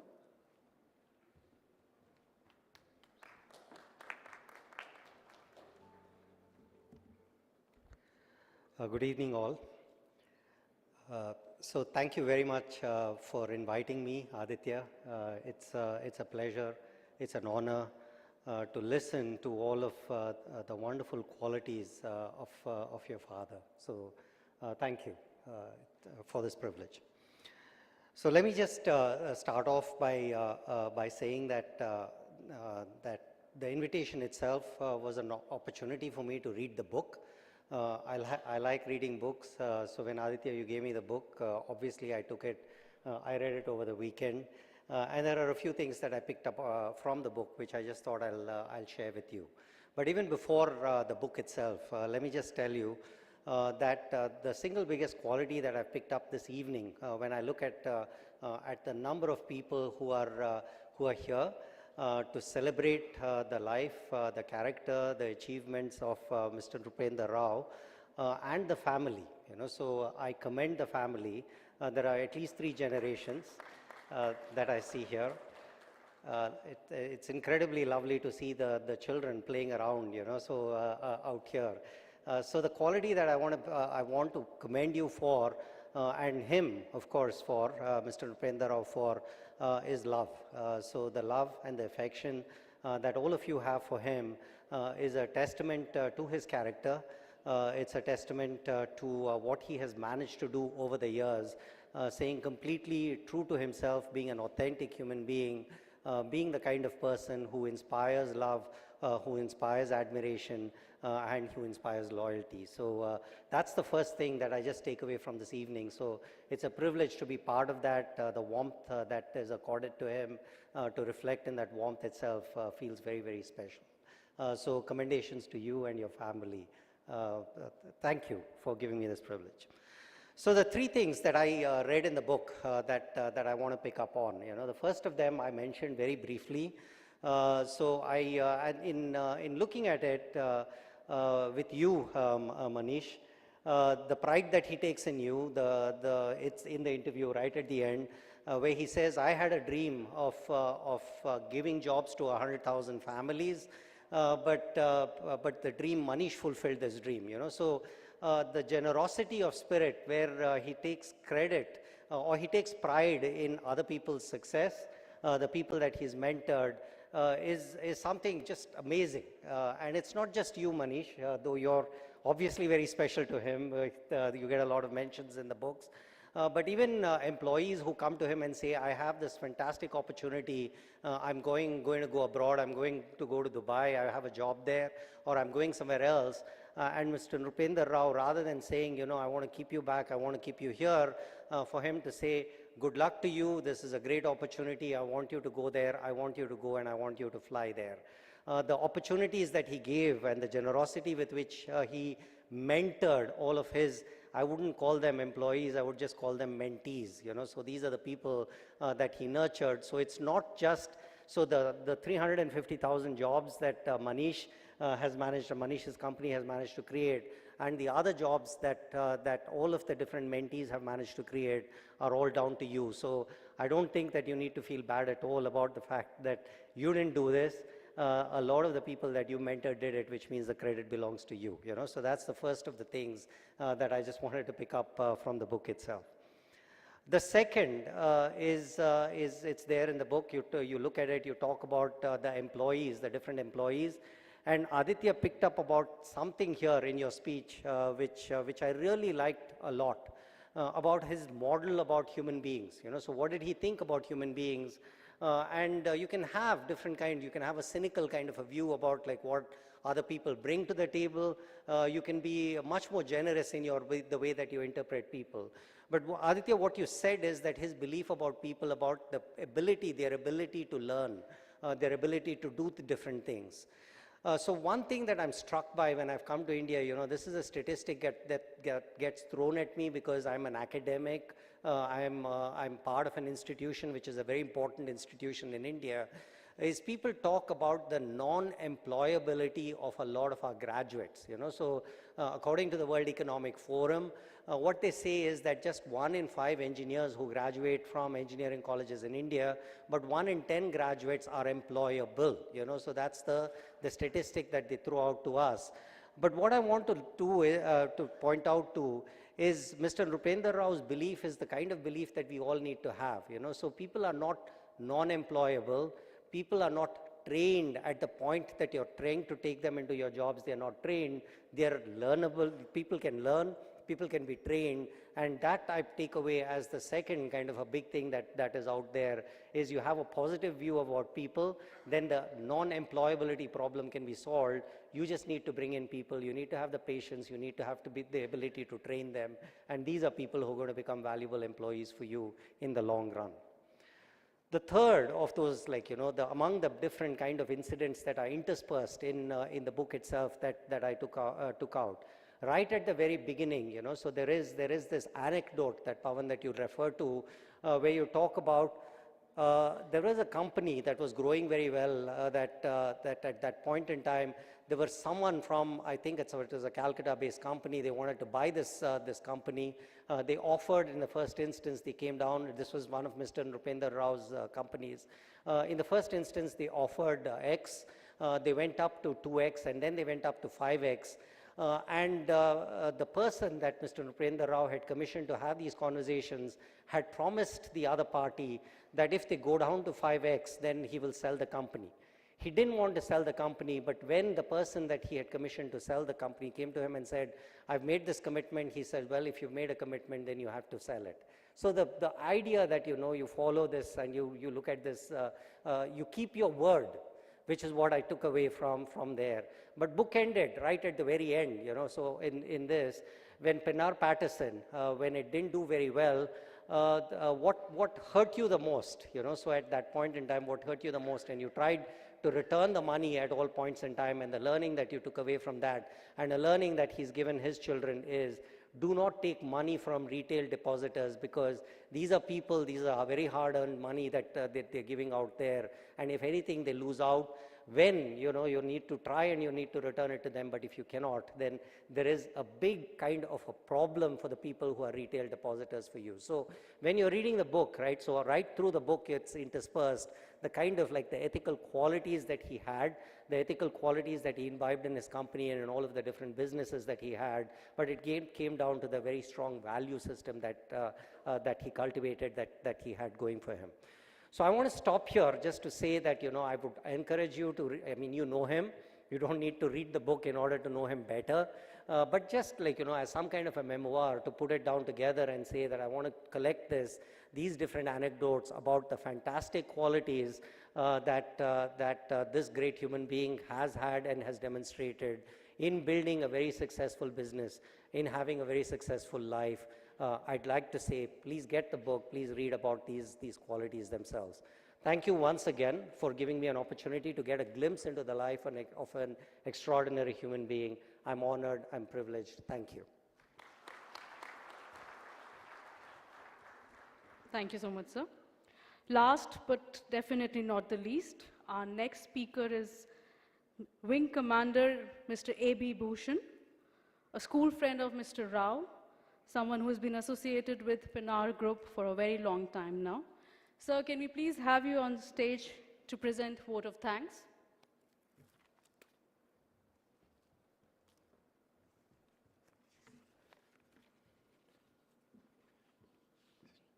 Chief guest of the evening, Professor Madan Pilutla, an old friend of mine, Shri Manish Sabaralji, and Shri Vagesh Digjaji, and Swami Shitikananda ji, and Sri Pavanji. Very good evening to all of you and all present here this evening. I have the honor and privilege to convey the vote of thanks to all of you for being part of the journey. We had a very interesting and informative discussion on building sustainable and principled business practice in India, a subject which needs to be taken seriously. Every business entity has to be profitable, not profiteering, to continue its journey. However, it is essential that profits are made by being responsible, mindful of the environment, the people, and follow ethical practices in need of the hour. It can then weather all storms that are possible in the business. In the long run, follow the age-old lesson. Truth will always prevail. Satyamev Jayate. And honesty is the best policy, will help. It is heartening to know today that the younger generation, the new business enterprises that are coming, are changing the mindset. And the business environment that is being created by the government is helping towards this cause. Like the 350 odd regulations that was mentioned here, they're not there today. So therefore, it's making it easier for people to operate in a better environment, cleaner, ethical environment. I could not have imagined in 1952, in the classrooms, playgrounds of Little High School, that Rupendra Rao and me would share so many events in our lives together and be connected after nearly 70 years. And Shri Pavanji has also made a mention of me in the book and a number of places for which I think I owe his thanks to him. Our lives are shaped by the parents, school, and the company we keep. We are fortunate for this support which helped us to be where we are today. Friends, teachers at Little High School, and our principal, Reverend Brother Bitto, had a fair share in our growing up process, sometimes using the cane to good effect. Nrupendra Rao grew up in a nurturing family environment which shaped life, and he had an advantage with a high IQ. Maybe if Mensa tests were conducted those days, he would have broken some records. Our thanks to Sri Pavan Lalji for painstakingly following Mr. Rupendra Rao's journey and connecting with so many personalities who had the opportunity to be associated with him as a friend, as a family member, as an executive at the workplace or factory, professional business associations, and the like. I thank HarperCollins for coming forward to publish this book, the print and layout making it easy to read. While we speak about the book and personalities, one should remember the innumerable number of people whose lives Rupendra Rao touched in his journey and made a difference. Rupendra's family supported him wholeheartedly in this journey and helped reach where he has. Globalization impacted business and industry adversely, but Rupendra had a lifelong devotee of Ramakrishna mission, and Swami Vivekananda navigated through this phase, which is reflected in the current turnover of nearly 3,500 crores and plants across India, United States, and Europe. My thanks are due to Sri Vijay Puljal, Sri Ravanya, Dr. Surendra Rao, Dr. Chandrasekhar, Varun Chawla ji, who helped conducting this event. I thank the press, the electronic media who have honored us with their presence. I thank the hotel and the staff for making such excellent arrangements. I once again thank the panelists, all those who are present here, and those unable to have come here, and who send their good wishes and prayers. Please join us in the cocktails and dinner. Thank you.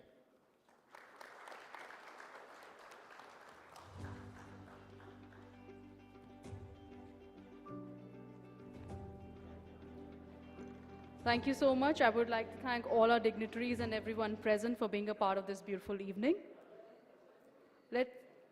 I would request all of you to please proceed to the pre-function area for dinner. This is your host, Shruti Pawar. Thank you.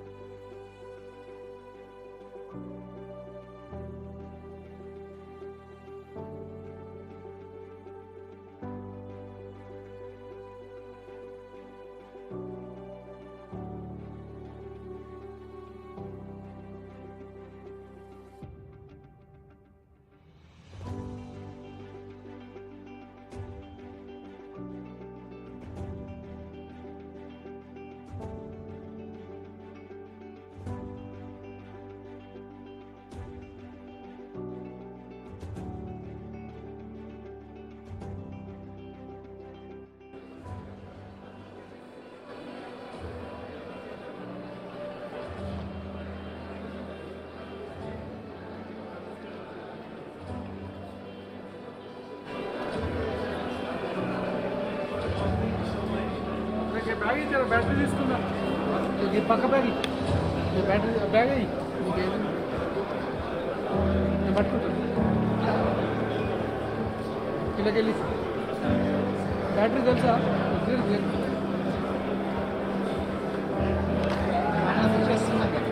अरे चलाओ अंदे इधर बात कर. हाँ नहीं वो नहीं बोल रहा मैं, उधर शूट करने के लिए निकाल देना.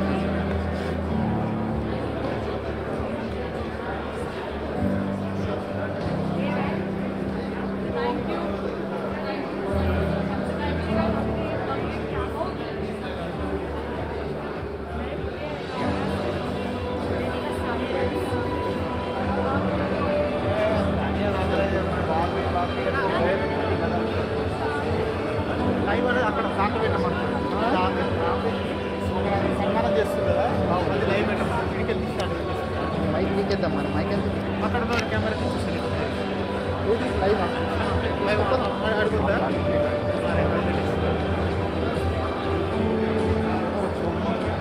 ఎంతవరకు కింద దాని మీద లైవ్ ఉంచమన్నాడు. లైవ్ అంటే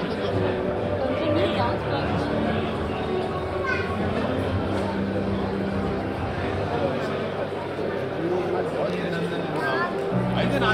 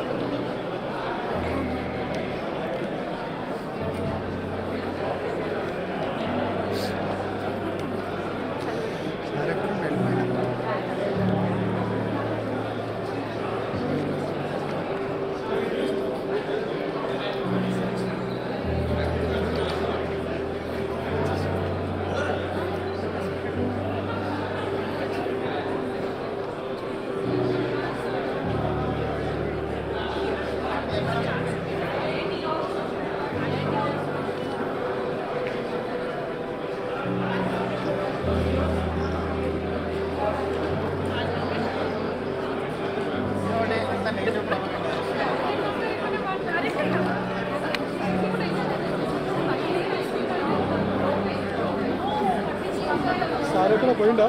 ఏం పోయినా తీసుకెళ్ళిందా? తీసుకెళ్ళినట్టున్నారా?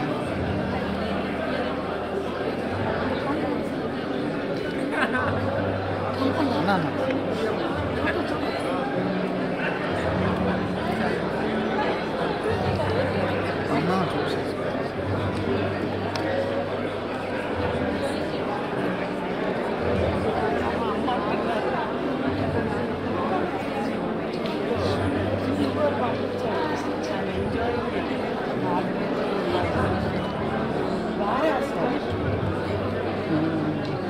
ఎంతమంది తీస్తారు? శివన్న తీసిండా? అందరు తీసారు. దొబ్బుకుండా పోయి అందరు ఒకటే మనమే ఒక్కళ్ళుంటే చాలు కరెక్ట్గా. ఇది ఆడియన్స్ తీయమన్నాడు అలా, ఇది కలిసి లైవ్ తీయమని అడిగిన లైవ్ పెట్టి ఉండదు. అందుకే నేను వీడియో ఉంటే నన్ను దొబ్బిస్తాను. ఈ బరువుకు ఇదే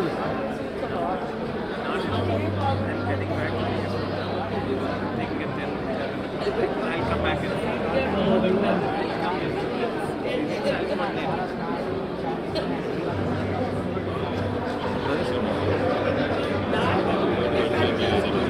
Sajan.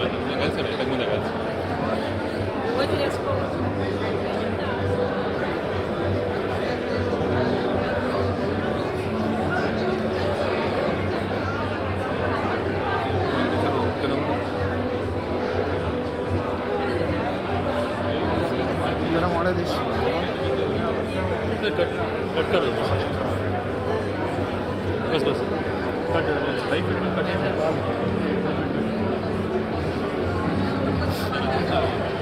लाइव कट दिया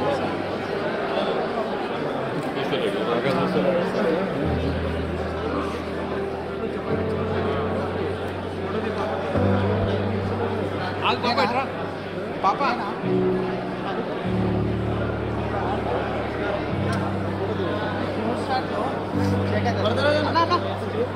शिवाना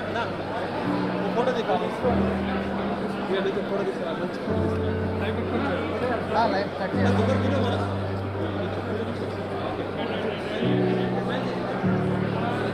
శివనా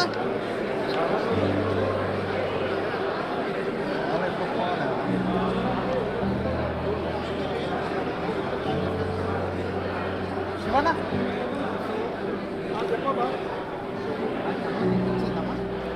తెప్పించే ఇంకేందా సునీల్ మేనండి చెప్పింది కదా నాకు కూడా కట్ చేయండి. ఆఫ్ చేయాలి లైవ్ ఆ మీటింగ్